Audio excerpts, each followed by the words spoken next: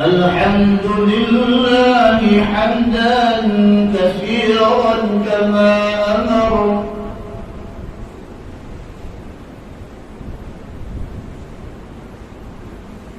ونشهد أن لا إله إلا الله وحده لا شريك له في الخلق والأمر،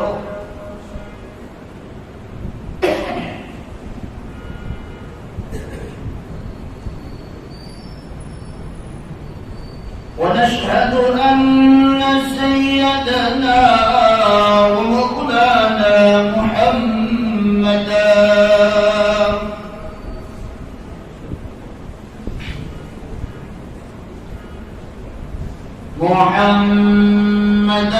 عبده ورسوله،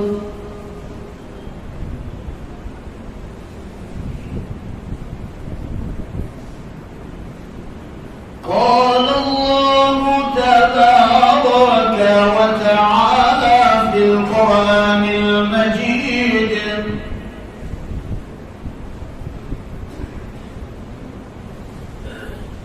والفرقان الحميد،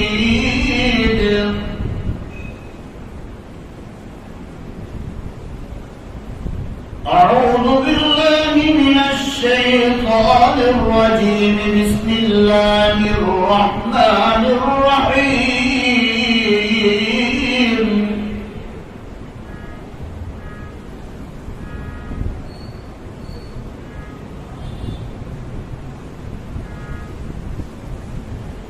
والضحى والليل إذا سجى ما ودعك ربك وما قلى،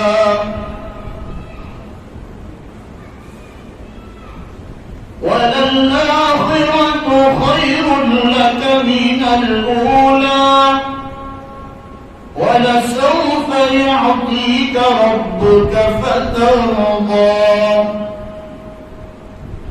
ألم يجدك يتيما فآوى، وقال الله تبارك وتعالى في مقام آخر: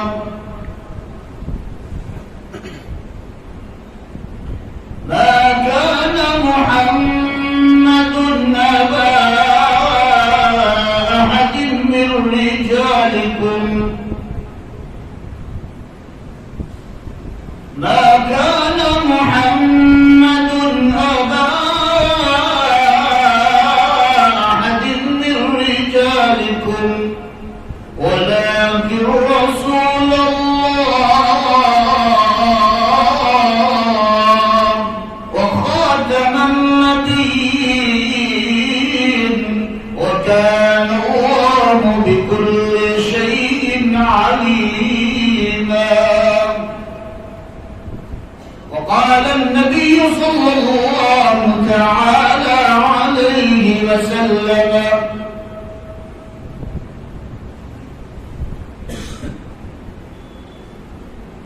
إنما بعثت لأتمم مكارم الأخلاق. وقال النبي صلى الله تعالى عليه وسلم: الدنيا مزرعة الآخرة. صدق الله مولانا العظيم، وصدق رسوله النبي الأمي الكريم، ونحن على ذلك لمن الشاهدين والشاكرين، والحمد لله رب العالمين. زور سے مرتبہ پیار محبت کے ساتھ درود ابراہیم پڑھنا. اللهم صل كما صليت على ابراهيم وعلى ال ابراهيم انك حميد مجيد. اللهم بارك على محمد وعلى ال محمد كما باركت على ابراهيم وعلى ال ابراهيم انك حميد مجيد. معزز علماء کرام، حاضرین مجلس، عزیز دوست اور بزرگوں، عزیز نوجوان میرے بھائیوں، میں نے آپ لوگوں کے سامنے قرآن مقدس کی چند آیت شریفہ اور اللہ کے آخری نبی، تمام نبیوں کے سردار، آقا نامدار، تاجدار مدینہ، سدگنبد کے مکین، کالی کملی والے، سنہری جالے والے محمد رسول اللہ صلی اللہ تعالی علیہ وسلم کی دو مبارک احادیث آپ لوگوں کے سامنے پڑھی ہے۔ دعا کریں کہ اللہ رب العزت مجھے بات کو صحیح صحیح کہنے کی توفیق عطا فرمائے۔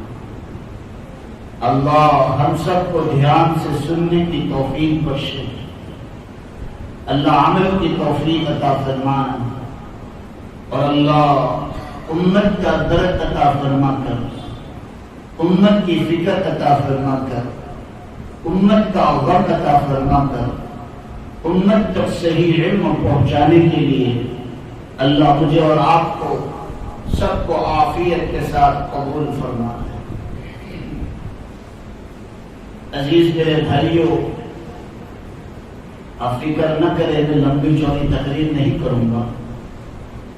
ابھی 8:40 ہونے آئی ہے، میں انشاءاللہ 9:40 پر اپنا بیان ختم کروں۔ آپ بے فکر رہیں، 1 گھنٹے میں انشاءاللہ دعا کے ساتھ میں اپنی بات کو ختم کروں، لیکن آپ آمین کہہ دو زور سے کہ اللہ میری زبان سے جو بھی بات کہلوا ہے، اللہ میرے کو بھی اور آپ کو بھی عمل کی توفیق عطا فرمائے۔ عزیزوں میرے پیاروں، دنیا میں بیانات کمی ہوتے ہیں۔ ابھی پرسوں ترسوں میں گودرا آ کے گیا، ابھی 3 دن یہاں رہوں گا، پہلی محرم سے بول رہا ہوں، تو آپ میری حالت دیکھ رہے ہوں گے کہ پہلے سے میرا بدن کمزور ہے، اور پھر روزانہ آپ مجھے استعمال کریں گے تو میرا کیا حل ہوگا۔ تو عزیزوں میرے پیاروں، میں تھوڑی سی بات کروں گا، لیکن فکر کی بات جو سماج میں چل رہا ہے وہی قرآن و حدیث سے اٹھا کر میں 1 گھنٹے کے اندر جو اللہ میری زبان سے کہلوا ہے، میں سوچ کے نہیں بیٹھا ہوں۔ آپ جتنا اخلاص سے بیٹھو گے، اللہ اتنی بولو بھائی میرے سینے پر بات کو اتارے گا، میری زبان سے کہلوائے گا، اس میں میری بھی ہدایت کا ذریعہ بن جائے گا اور امت کی بھی ہدایت کا ذریعہ بن جائے گا انشاءاللہ۔ ہمارے امام صاحب بار بار کہہ رہے تھے کہ بھائی نیتوں کو بنا کر بیٹھے، نیتوں کو سوار کر بیٹھے۔ 17 پورا والوں میں 3 یا 3.5 سال پہلے میں آپ کی ملاقات کو آیا تھا، شاید یہی مسجد ہے یا کوئی اور مسجد تھی، واللہ اعلم، مجھے نہیں پتا۔ 3.5 سال بعد میری ملاقات ہو رہی ہے۔ میں جب بھی آپ کو پوچھوں تو بولو انشاءاللہ سامنے سے جواب دیں گے، بولو انشاءاللہ۔ احمد آباد والے تو مجھے جانتے ہی ہوں گے، کیونکہ 1 تاریخ کو واپس مرکز میں دار نبرا پر بیان ہے، وہ تو اچھی طرح مجھے جانتے ہوں گے کہ میری عادت سے جانتے ہوں گے کہ یہ بولتا بھی اور بولو سامنے بلواتا بھی، کہ سبق پرانا یاد ہو جائے۔ عزیزوں میرے پیاروں، ہمارے امام صاحب نے جہاں سے بات شروع کی تھی میں وہی بات ختم کروں گا انشاءاللہ۔ حضرت نے فرمایا کہ بھائی بیان سننا اصل نہیں ہے، بیان سن کر جو دین کی باتیں سنیں اس پر عمل کرنا ہے، اصل مقصود تو عمل ہے۔ لیکن آج کل کے دور میں اور آج کل انٹرنیٹ اور زمانے میں ہم آئے ہیں، فیس بک کے زمانے میں آئے ہیں، تو ہم یوں کہتے ہیں کہ موسم ہم آن لائن بیان سن لیں گے۔ ہم پوری دنیا سن رہی ہے آن لائن، دین اتنا آسان ہو گیا کہ دین کو سیکھنا ہو تو بولو بھائی دنیا کے کونے میں بیٹھ کر بھی آپ دین کی بات سیکھ سکتے ہیں۔ لیکن یہودیوں نے ہمارے ہمارے دلوں پر حملہ کیا اور موبائل کے ذریعے ہمارے ایمان کو کمزور کیا ہی کیا، لیکن یہ آن لائن کا جب سے زمانہ آیا، جب سے لاک ڈاؤن آیا، آن لائن مدرسہ شروع ہوا، آن لائن اسکول شروع ہوئی، آن لائن مدرسے اور بیانات شروع ہوئے، تب سے ہمارے دلوں سے دین کا احترام کم ہوتا چلا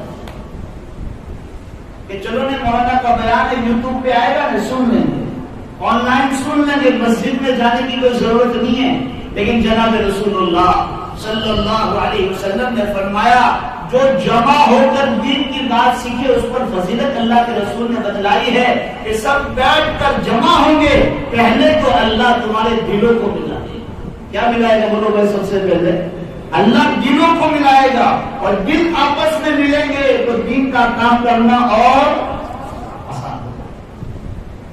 لیکن آج جب سے لاک ڈاؤن آیا تب سے ہمارے اندر ایک فتنہ گھسا ہوا ہے، آن لائن والا، اسکول آن لائن، مدرسہ آن لائن، بیانات آن لائن، ہر چیز آن لائن۔ تو مسلمانوں مسجد کا ادب و احترام کہاں جائے گا؟ چلو آن لائن نماز بھی پڑھنا، ایک زمانہ ایسا بھی آئے گا مولانا امام پڑھائیں گے یہاں اور گھر پہ بیٹھے بیٹھے وہ لوگ آن لائن نماز بھی پڑھ لیں گے، آن لائن قرآن تو پڑھتے ہی ہے نا، آن لائن جماعت کا کام بھی کریں گے۔ آئے گا زمانہ ایسا، قیامت سے پہلے جناب رسول اللہ صلی اللہ علیہ وسلم نے فرمایا تمہارے دلوں کے اندر سے دین کا احترام کم کر دیا جائے گا، قرآن کو اٹھا لیا جائے گا، بخاری مسلم ترمذی ابو داؤد حدیثوں کو آسمانوں پر اٹھا لیا جائے گا۔ اس کا معنی اور اس کا مطلب کیا ہے؟ تمہارے دلوں کے اندر سے قرآن اور حدیثوں کا احترام نکال دیا جائے، اور آہستہ آہستہ وہ لوگ نکل رہا۔ پہلے علماء کو دیکھ کر لوگ بھاگتے تھے، بھاگتے دیکھے نہیں کہ موسا لگے گیا، موسا لگے گیا، اب نہیں، سامنے جاتے ہیں اور علماء کے ساتھ بحث کرتے ہیں، حالانکہ علم تو ہے نہیں، اور کس کے ساتھ بحث کرنا؟ علماء کے ساتھ بحث کرنا۔ بنی اسرائیل جو فتنوں میں گری، جو برباد ہوئی، جو نبیوں کو زیادہ کیا کرتی تھی، بولو سوالات کرتی تھی۔ آج ہمارے جوانوں کو دین کا بھالا نہیں آتا ہے، لیکن مسائل ایسے ایسے بیان کرتے ہیں کہ وہ خود کو پتا نہیں ہے کہ میں کیا کہہ رہا ہوں۔ آج ہمارے گجرات میں ہی مسلمانوں جہاں سے دین پھیلا ہے، گجرات سے اللہ تعالیٰ نے پوری دنیا میں کام لیا، لیکن اب آہستہ آہستہ جہالت کسی گجرات میں آ رہی ہے، چاہے سوراشٹر ہو چاہے مسلمانوں ہمارا گجرات، کوئی بھی گجرات پکڑ لو، دین کا احترام ہمارے دلوں سے آہستہ آہستہ کم ہوتا چلا جا رہا ہے۔ ہمیں تھوڑی سنتیں کیا آ گئی، ہمیں تھوڑے فرائض کیا آ گئے، ہمیں تھوڑی تعلیم کرتے کیا آ گیا، ہمیں تھوڑا نالج دین اور دنیا کا کیا آ گیا۔ ہم علماء کو حقیر سمجھتے ہیں اور بڑے بڑے شیخ الحدیث کو، بڑے بڑے اللہ والوں کو ہم حقیر نظر سے دیکھتے ہیں۔ یاد رکھو جن علماء کو تم نے حقیر نظر سے دیکھا، زینت المحافل میں علامہ ابن بکر نے لکھا ہے گویا اس نے جناب رسول اللہ کو حقیر نظر سے دیکھا۔ تم نے دین کے کام کرنے والے کو حقیر سنا، حقیر سمجھا اور اس کی بات کو ہلکا سمجھا، گویا تم نے جناب رسول اللہ صلی اللہ تعالی علیہ وسلم کی بات کو چھوٹا سمجھا، حقارت کی نظر سے دیکھا۔ اس لیے آج ہم دین کا کام تو کر رہے ہیں، میں بھی کر رہا ہوں، اللہ قبول فرمائے، بولو سب آمین۔ آپ بھی کر رہے ہیں، اللہ آپ کا بھی قبول فرمائے۔ اور جہاں جہاں ہمارے دعوت کے کام کے ساتھی ہیں، ہمارے علماء ہیں، خانقاہ لائن کے بزرگان دین ہیں، اور جتنے بھی علماء بیانات کرتے ہیں، جتنے بھی علماء جن اعتبار سے خدمات کرتے ہیں، ہم دلی دعا کرتے ہیں اللہ سب کے کاموں کو قبول فرما دے۔ بولو آمین۔ دیکھو کچے پکا آمین بول رہے، بولو زور سے آمین۔ ہاں، ہر کام کے لیے اللہ نے ایک آدمی کو چنا ہوا ہے، ہر کام کے لیے اللہ نے ایک آدمی کو، بولو بھائی، الگ الگ آدمی کو چوائس کیا ہوا ہے، تجھے دعوت کے کام میں چوائس کیا ہے، تجھے تقریر میں چوائس کیا ہے، تجھے حدیث پڑھانے میں چوائس کیا ہے، تجھے قرآن پڑھانے میں چوائس کیا ہے، تجھے خانقاہ عنایت کا اعتبار سے چوائس کیا ہے، تو اللہ نے تمام لا الہ الا اللہ کے شعبوں کو زندہ رکھا ہے۔ اب ہمیں فرق کرنا نہیں چاہیے، لیکن آج کے زمانے میں ہم ایک دوسرے کا بولو کیا کر رہے ہیں، فرق کر، ہم ایک دوسرے کو حقیر سمجھتے ہیں۔ اس لیے جناب رسول اللہ صلی اللہ علیہ وسلم نے فرمایا کہ نیکی کرو، نیکی کرنا آسان ہے، نماز پڑھنا آسان ہے، صدقہ خیر خیرات کرنا آسان ہے، ہر نیکی کرنا آسان ہے، نیکی کو حفاظت سے رکھنا مشکل ہے۔ آپ نے نماز پڑھی، مثال کے طور پر میں کہہ رہا ہوں، میں نے نماز پڑھی اور کبھی بیٹھ کے باہر نکلے اور چند جوان یہاں کھڑے کھڑے ومل کھا رہے اور ہم کہہ رہے کہ جو ابھی زبان سے کہا بھی نہیں، دل میں کیا کہا، بولے بھائی سوچا تم نے، ارادہ کیا، کیسا مسلمان ہے، نماز بھی نہیں پڑھی، اور تو اپنے آپ کو کیا سمجھتا ہے، میں نماز پڑھ کے آیا ہوں۔ یہی حقارت تمہیں پتہ نہیں کہاں اٹھا کر پھینک۔ ایک اللہ والے کا واقعہ میں نے کتاب میں پڑھا تھا، وہ تہجد گزار تھے، پہلی صف کے 40 سال سے نماز پڑھ رہے تھے۔ کتنے سال سے؟ 40 برس سے ایک ہی صف میں تکبیر اولا میں نماز پڑھ رہے تھے، لیکن ایک بندے کو اس نے حقیر سمجھا کہ ہر وقت لیٹ آتا ہے، ہر وقت دوسری صف میں نماز پڑھتا ہے۔ ابھی دل میں اس نے ارادہ کیا، اللہ تعالیٰ نے دوسری نماز میں ان کو دوسری صف میں کھڑا کر، دوسری صف میں کھڑا کرنے کے بعد تہجد کی توفیق چھین لی اللہ نے۔ اب وہ اللہ والے رو رہے، اللہ والے اللہ سے مانگ رہے، اور آج ہم سے کوئی نیکی چھوٹی جاوے اور سب وہ ہارو بھی ہو، میں تو چھوٹی ہے، سکون تھے کیوں میں وہ ہارو بھی کام کیوں تو وہ ہارو کیوں مرو جان چھوٹی کیا کہتے کہ نہیں کہتے؟ ارے بولو نے زور سے، ارے قسم کھا کر بیٹھے ہیں کہ نہیں بولیں گے، بولو زور سے۔ آج کوئی آدمی کوئی کام چھوڑ دیتا ہے تو کیا کہتا ہے، بہت اچھا ہوا، جان چھوٹا میرا، اب آسان ہے، اب مجھے بڑا سکون ملتا ہے۔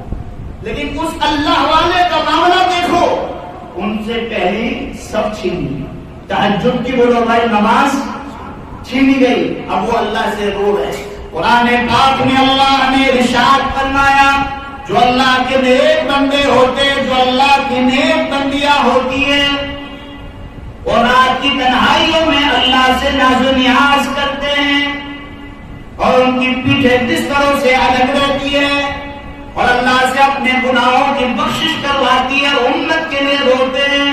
قرآن پاک میں اللہ نے ارشاد فرمایا، کانوا قلیلا من اللیل ما یہجعون وبالاسحار هم یستغفرون۔ جو اللہ کے نیک بندے ہوتے ہیں، جو اللہ کی نیک بندیاں ہوتی ہے، ان کی پیٹھیں بستروں سے کیا رہتی ہے، وہ لوگ الگ رہتی ہے، اور رات کی تنہائی میں پوری دنیا سوئی ہوتی ہے، وہ کہاں ہوتا ہے، مصلی پر ہوتا ہے، اور اللہ کے سامنے ناز و نیاز کرتے ہیں۔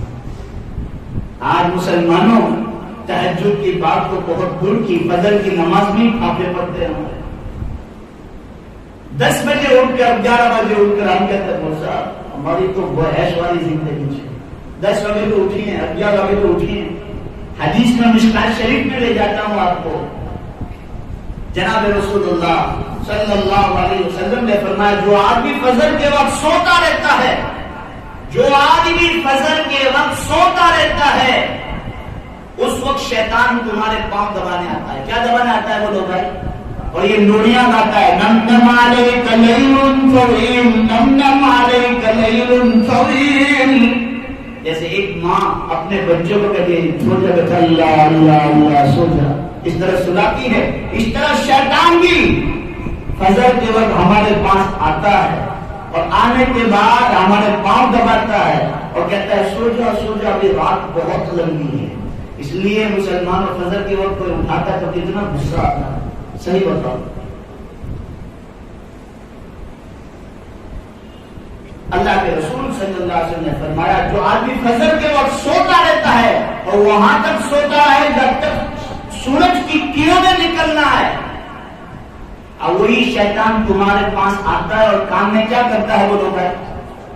मिशकात शरीफ की हदीस है, जनाब रसूलुल्लाह सल्लल्लाहु अलैहि वसल्लम ने इरशाद फरमाया, इन्ना शैतान यबूलु फी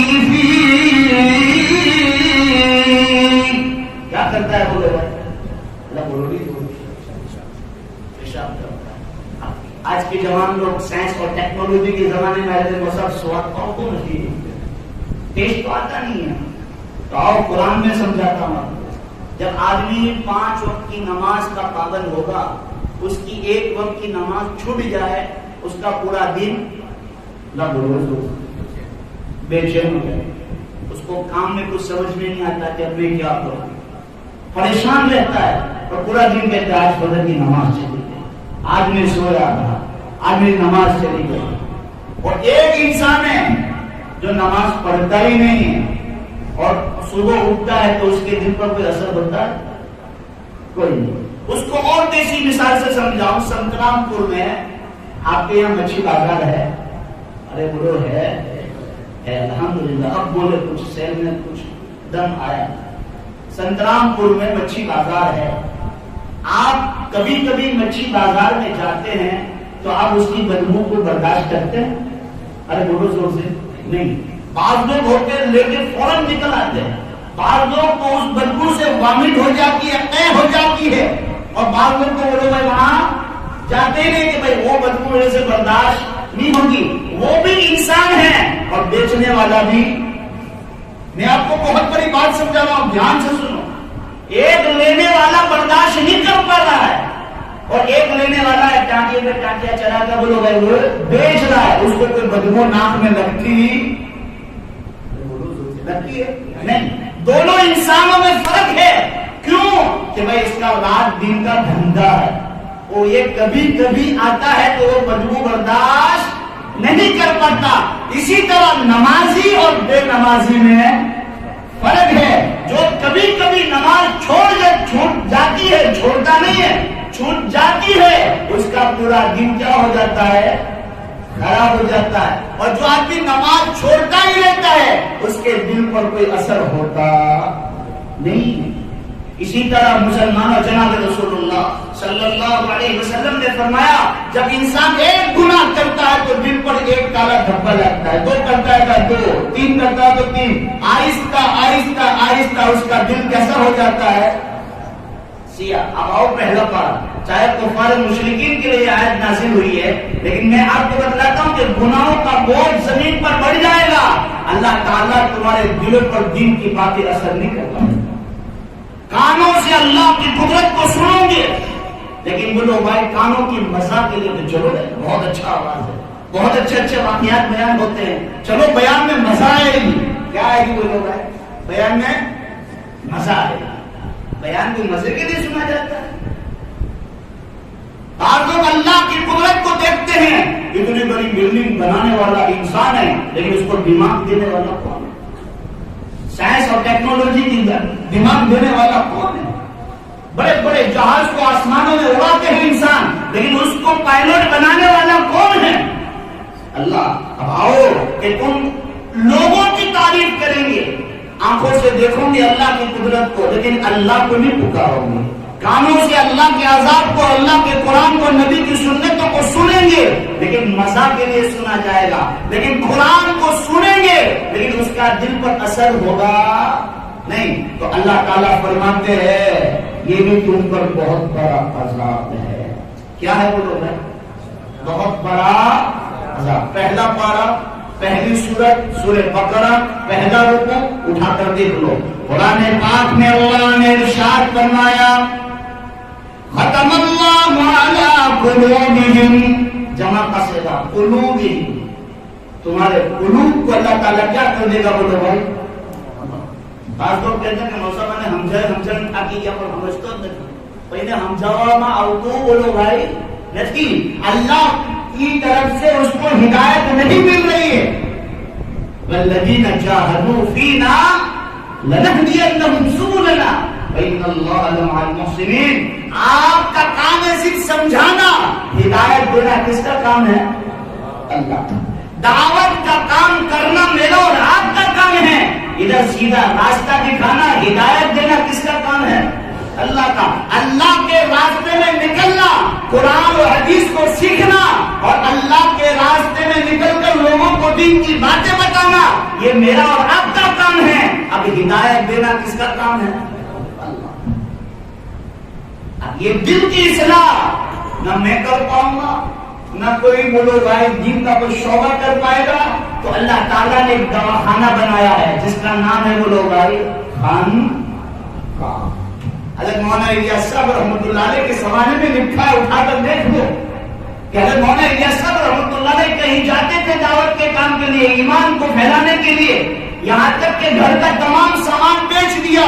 اب کہیں جا کر آتے تھے تو کئی لوگ ان کے ہاتھ پر مسلمان ہوتے تھے، کلمہ پڑھتے تھے، تو اپنے شیخ کے پاس جاتے تھے کہ حضرت میں اتنے کو کلمہ پڑھا کر آیا ہوں، کہیں ایسا نہ ہو جائے کہ میرے دل میں یہ بات آ جائے کہ الیاس تو نے بہت بڑا کام کیا. تو اس کی اصلاح کیا کرے بولو بھائی؟ ضروری ہے. دیکھو شراب کا نشہ، شراب کا نشہ جب نشہ اتر جاتا ہے تو آدمی ٹھیک ہو جاتا ہے. پیسوں کا نشہ جب آدمی کنگال ہو جاتا ہے تو اتر جاتا ہے. تمڑی کا نشہ، غصے کا نشہ، خوبصورتی کا ایک نشہ آدمی کا اتر جاتا ہے. لیکن جب انسان اپنے آپ کو نیک سمجھ لے، اللہ والا سمجھ لے، تو یہ نشہ مسلمان جہنم میں دھکیل دے. اللہ میری اور آپ کی بولو بھائی حفاظت کرنا. دین کے کام کرتے کرتے اللہ سے ڈرو کہ اللہ یہ کر رہا ہوں تیرے بارگاہ میں قبول فرما. بولو آمین. کہ اللہ میں کر رہا ہوں اسے قبول فرما لے، اور یا اللہ اس میں کوئی چوک ہو جائے، کوئی اونچ نیچ ہو جائے، کوئی غلطی ہو جائے تو تیرے فضل و کرم سے اسے معاف کر. تو عزیزوں میرے پیارو، کام کرنا ہے تو کام کرنے کے بعد اترانا نہیں ہے، واہ نہیں کرنی ہے، لوگوں کے سامنے اپنی عزتوں کو بیان نہیں کرنا ہے. کام کرنے کے بعد کیا کرنا ہے بولو بھائی؟ ڈرنا ہے. اور ڈرنے کے بعد وہ جو کام نیکی کا کیا ہے اس کی حفاظت کرنا ہے، اس کی حفاظت کرنا ہے. مثال کے طور پر ابھی آئے ہیں، ابھی ایک چندے والے صاحب آئے ہیں، ابھی کوئی آدمی 500 روپے دے گا تو کہے گا ہماری 500 روپے نے رشید بھاڑوں نے ہمارے طور پر بھی نام لکھا ہوا. اللہ تعالیٰ کہتا ہے دیکھ ٹھیک ہے تو نام کے لیے لکھا رہا ہے تو تیرا نام دنیا کے اندر ہم کر دیں گے، لیکن آخرت میں کوئی حصہ نہیں رہے. آج ہم سب کر رہے ہیں، اللہ کا شکر ہے، نمازی ہے، دعوت کا کام ہو رہا ہے، بیانات بھی آ رہے ہیں، الگ الگ علماء آ رہے ہیں. یہ بھی بہت بڑی مسلمانوں، یہ الگ الگ علماء آ رہے ہیں. اس کا مطلب یہ ہوا کہ بھائی آسمانوں سے بارش ہو رہی ہے اور ہماری کھیتی کو لے لہاتے کر کے چلے جاتے ہیں. جس طرح سترامپور میں بارش آتی ہے تو کھیتیوں کو کیا مل جاتا ہے بولو بھائی؟ پانی ملتا ہے. اسی طرح الگ الگ علماء آتے ہیں اور الگ الگ انداز میں، بات تو ایک ہی ہے لیکن سب کا انداز الگ الگ ہوتا ہے. لا الہ الا اللہ کی بات کی کرتے ہیں، محمد رسول اللہ کی بات کرتے ہیں، لیکن سب کا انداز الگ الگ ہوتا ہے. کبھی ادھر کی بارش ہوتی ہے، کبھی ادھر کی بارش ہوتی ہے، کبھی ادھر کی ہوتی ہے اور کبھی ادھر کی ہوتی ہے. بارش تو بارش ہی ہے، علم تو علم ہی ہے، لیکن انداز الگ ہے، واتاورن الگ ہے. لیکن جب بارش آتی ہے، کسی کا بیان ہوتا ہے تو ایمان تازہ کر کے چلے جاتے. اب ایمان تازہ کرنے کے لیے پانی اوپر سے آیا، اب کھیتی میں ہل چلائیں گے دعوت و تبلیغ کے ذریعے. دعوت و تبلیغ کے مہینے میں 3 دن لگائے، سال کا چلہ لگایا، زندگی کے 4 مہینے لگائے، اور اللہ والوں کے ساتھ بیٹھ کر اب پھل کٹوانا ہے، کھیتی کہاں بجانا ہے بولو بھائی. یہ جو بڑے بڑے علماء آتے ہیں، وعظ و تقریر کرتے ہیں، یہ آسمانوں سے کیا ہو رہی ہے بولو بھائی؟ میں آپ کو مثال دے رہا ہوں. یہ بارش ہو رہی ہے، اب کھیتی کہاں بنے گی؟ اللہ کے راستے میں، دن کے راستے میں نکلو، مسجد میں وقت دو، دعوت کے کام میں ساتھ میں آپ دو، ساتھ دو، آپ مشورے میں بیٹھو.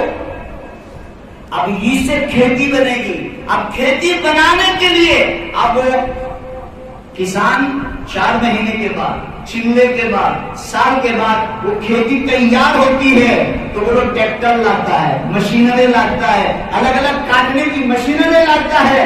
اور بولو اس کو حفاظت کے ساتھ کچرا الگ کرتا ہے اور بیج الگ کرتا ہے. اسی طرح ہم اللہ کے دین کا کام کرنے کے ساتھ ساتھ اللہ والوں کی صحبت میں بیٹھیں گے تو یہ دل کا کچرا سائڈ ہوگا اور بولو دل کی نورانیت الگ ہوگی. اب بھی بات سمجھ میں نہ آیا تو سمجھ لینا ختم اللہ اللہ. میں نے بہت سادی سمپل مثال سمجھائی کہ ایک کسان آدمی بھی ایک انگوٹھا چھاپ بھی سمجھ جائے گا کہ جتنے بھی سودے ہیں یہ سب کیا کر رہے ہیں؟ لا الہ الا اللہ محمد رسول اللہ صلی اللہ علیہ وسلم. اللہ تعالیٰ فرماتے، اس لیے میں آپ کو کہہ رہا ہوں ہم سب کو قرآن آتا ہے، سب کو قرآن آتا ہے، اللہ ماشاءاللہ جو ہمارے جوان لوگ قرآن نہیں پڑھتے ان کو نہیں آتا ہوگا. کیوں؟ پوچھتے کہ مصعب بچپن میں پڑھا تھا اب نہیں پڑھا. پہلے کے زمانے میں ہمارے باپ دادا قرآن کو پڑھتے الحمدللہ رب العالمین الرحمن الرحیم پڑھتے تھے، لیکن ان کے دلوں میں عظمت تھی. کیا تھی؟ بولو بھائی زور سے، ارے بولو زور سے. عظمت تھی. آج ہم قرآن بہترین پڑھتے ہیں لیکن دل میں عظمت. میں آپ کو فرق دکھاتا چلتا ہوں. پہلے کے زمانے میں کوئی قاری قرآن پڑھتا تھا، بڈھے لوگ بیٹھے بیٹھے روتے تھے، چاہے ان کو قرآن سمجھ میں نہیں آتا تھا. وہ قرآن کے الفاظ ان کے دلوں پر جا کر لگتے تھے کیونکہ ان کے دل کیسے تھے؟ صاف تھے. وہاں دل پر جا کر ٹکراتے تھے تو وہ دل کی دنیا بدلتی تھی، اور دل پر ٹکراتے تھے تو آنکھوں سے آنسو چھلکتے تھے. اور آج ہمارے چہرے ماشاءاللہ بڑے خوبصورت، ہمارے لباس خوبصورت، ہماری مسجدیں خوبصورت، ہمارے پنکھے خوبصورت، ہمارے ایئر کنڈیشن والی مسجدیں خوبصورت، لیکن دل دیکھے جائے تو کالے. اس پر جتنی بھی دین کی باتیں سنائی جائے اللہ ماشاءاللہ قرآن سنایا جائے دل پر اثر ہوتا. ختم اللہ علی قلوبہم وعلی سمعہم وعلی ابصارہم غشاوہ. اور آگے اللہ بات ختم نہیں کر رہا، آگے کہہ رہا ہے وَلَهُمْ عَذَابٌ عَظِيمٌ. یہ بھی تم پر اللہ کا بہت بڑا عذاب. تو ہم سب کو دیکھو یہ میرے اندر اور آپ کے اندر یہ بیماری ہو کہ دین کی باتیں دل پر اثر نہیں ہو رہی ہے. قرآن پڑھا جا رہا ہے لیکن دل کے اندر ولولہ پیدا نہیں ہو رہا ہے، دل ہمارا دھڑک نہیں رہا ہے، دل ہمارا کانپ نہیں رہا ہے.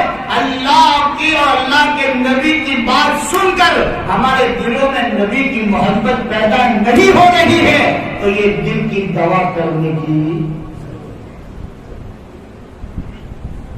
عزیزو میرے پیارو، یہ دل کی اصلاح بہت ضروری ہے. عالم ہونے کے بعد بھی، عالم ہونے کے بعد ہم آزاد نہیں ہیں. ہم عالم ہو جائے، مفتی ہو جائے، قاری ہو جائے، چاہے جتنے بڑے محدث بن جائے، لیکن کسی اللہ والوں کی صحبت میں نہیں بیٹھو گے تو بھٹک جاؤ. لیکن کسی اللہ والوں کی، دیکھو صحابہ نے کس کا دامن پکڑا؟ بولو بھائی محمد رسول اللہ. صحابہ کو کچھ آتا تھا؟ صحابہ کو، عمر کو اونٹ چراتے بھی نہیں آتا تھا، لیکن وہ عمر قومی دنیا پر حکومت کر کر گیا تو کس کی صحبت تھی؟ بولو محمد رسول اللہ صلی اللہ علیہ وسلم کی صحبت. صحبت سے بہت کچھ ملتا ہے. اللہ والے بڑی بڑی تقریریں نہیں کریں گے، بڑی بڑی نصیحتیں نہیں کریں گے.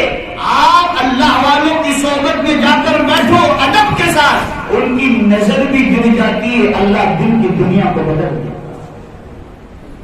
دل کی دنیا کو بدل دیتا ہے. لیکن آج یہی پروپیگنڈا رچا جا رہا ہے. علماء کیا کر رہے ہیں؟ علماء سے کیا ہو رہا ہے؟ یہ مسجد کے ملا ہے، یہ مدرسے کے ملا ہے، یہ ایک جگہ پڑھ لیتے نہیں. یہی مسجد کے علماء مصلی چھوڑ دے اور یہی علماء مدرسہ اپنے بچوں کو پڑھانا چھوڑ دے، 20 سال کے بعد ہماری اولاد یہودی اور عیسائی بن جائے گی. میں لکھ کے دیتا ہوں.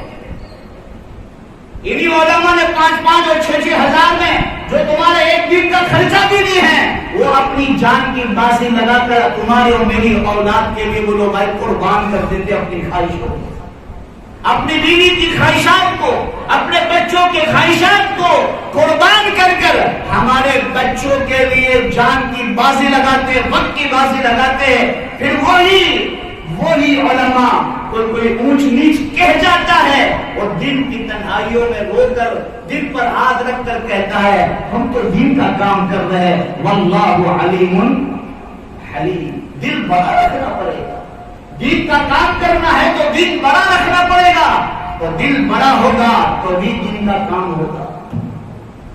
میرا نبی دنیا میں آیا اور دنیا میں آیا تو عزیزوں میرے پیاروں، میرے نبی کو لوگ صدیق کہتے تھے، امین کہتے تھے، لوگ عزت کی نظر سے دیکھتے تھے۔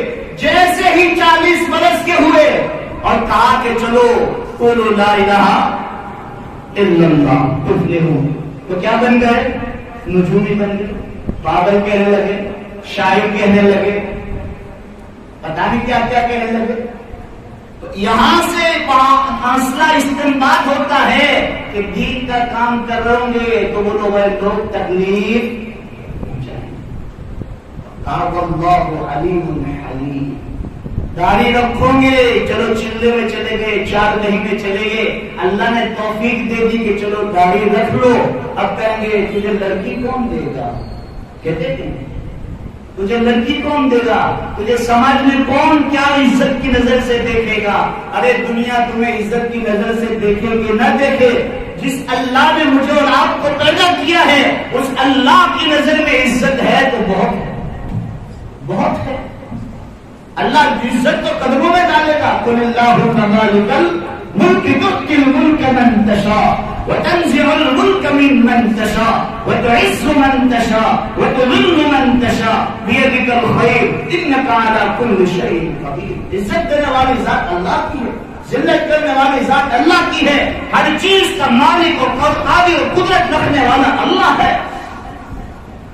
عزیزوں میرے پیاروں، ہم دین کا کام کر رہے ہیں، دل بڑا رکھنا پڑے گا۔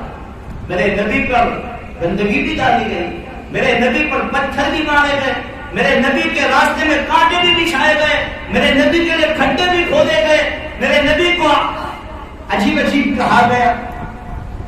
کہنے والے کہیں گے لیکن بولو بھائی میرے نبی کے اوپر یہ تکلیف آئی ہے، میں خوشی خوشی یہ تکلیف برداشت کرتا ہوں کہ مجھ پر وہ سنت، بولو بھائی وہ سنت میں بھی اپنا رہا ہوں، وہ سنت مجھ پہ بھی ظاہر ہو رہی ہے۔ اور جتنا دنیا میں حسد ہوگا اور جتنا آپ کے پیچھے انگلی اٹھے گی، سمجھ لینا اتنا تم بڑا کام کرو گے انشاءاللہ، اتنا بڑا کام کرو گے۔ ڈرنا نہیں ہے، اور کسی کی مخالفت اللہ کی ممبر رسول سے اللہ کے گھر میں بیٹھ کر کے جاتا ہوں، کبھی دین کے کام میں رونا مت بننا، یہ میری نصیحت یا وصیت، مر جاؤں تو کیا بولو بھائی، کبھی دین کے کام میں رونا مت بننا، کبھی بھی کرنا ہو تو کرو ورنہ بولو چپ چاپ سائڈ پر بیٹھو، ورنہ کبھی بھی آپ آڑ مت بن جانا، کبھی رکاوٹ مت بننا۔ اچھے اچھے کو دیکھا ہے جو آڑ میں آئے، جو لولا بنے، جس نے رکاوٹ ڈالی، اللہ ان کی دنیا بھی برباد کر دیتا ہے۔ بولو بھائی موت بھی ایسی دیتا ہے کہ لوگ کہتے ہیں کہ ایسی موت پا رہے۔ دوسری وصیت نصیحت کر کے جاتا ہوں، علماء کو کبھی حقیر نظر سے نہ دیکھنا، علماء کو کبھی حقیر نظر سے نہ دیکھنا، چاہے چھوٹا ہو چاہے بولو بڑا، یہ تو ہمارے اندر چھوٹا بڑا کی نظر ہے، اللہ کے یہاں بولو بھائی کوئی بڑا کوئی چھوٹا نہیں، اللہ کے یہاں سب سے بڑا وہ ہے جو تقوی اختیار کرے۔ کیا کرے بولو بھائی؟ تقوی۔